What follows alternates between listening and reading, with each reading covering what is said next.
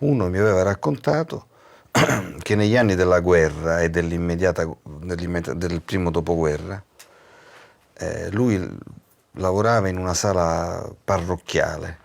Il prete visionava sempre i film prima di programmarli e tagliava i baci e le scene impudiche. Ho anche conosciuto un salumiere del mio paese, un carissimo amico, che era un grande appassionato di musica e di cinema, che da ragazzino faceva il chierichetto in questa chiesa. E quando questo professionista non reinseriva i baci, lui li rubava. Questa idea dei baci sottratti a un film mi era rimasta e mi aveva colpito molto, non l'avevo mai dimenticata. E quando mi sono deciso e quando via via ho raccolto elementi per raccontare la storia di una sala cinematografica, ho capito che l'idea dei baci tagliati doveva essere il motore narrativo di tutto. In quella sequenza c'è un'inquadratura, si vede per pochi secondi un proiezionista, un anonimo proiezionista che sta proiettando i baci. Quel professionista sono io.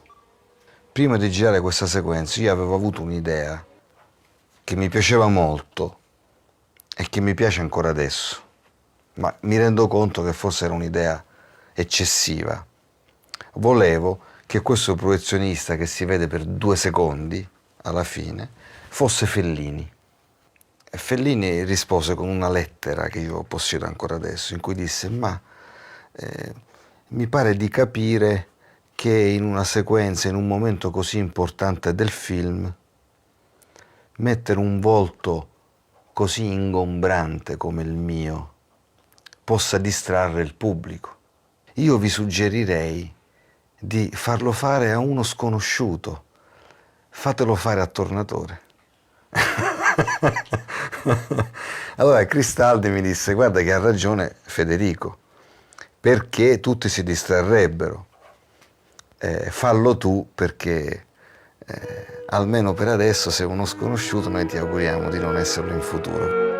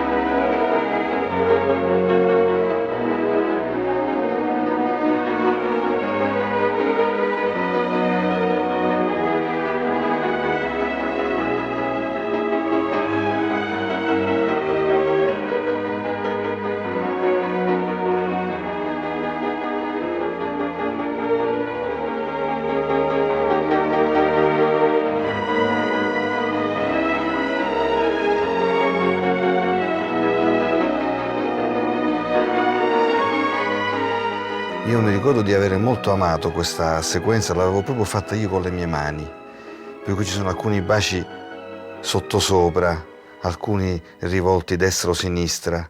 Anche questo in qualche maniera poi ha avuto una sua funzione emotiva, cioè Perrin sapeva che avrebbe visto qualcosa che aveva un grande valore per me. Una cosa era leggere su un foglio di carta la descrizione di questa sequenza e una cosa era vederla.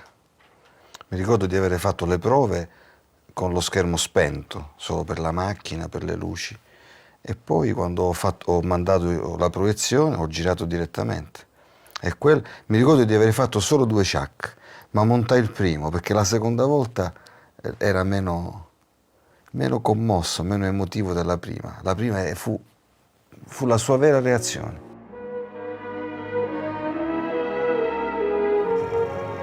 Io stesso mi sono sempre sorpreso del fatto che il pubblico si commuova sempre, perché probabilmente, non so per quale strana alchimia, la gente forse avverte che dietro quell'idea, dietro quel finale, non c'è solo un trucco cinematografico, un'invenzione di sceneggiatura, ma c'è qualcosa di vero. È strano, la gente avverte questo. E forse questo è il segreto della forza di quella sequenza.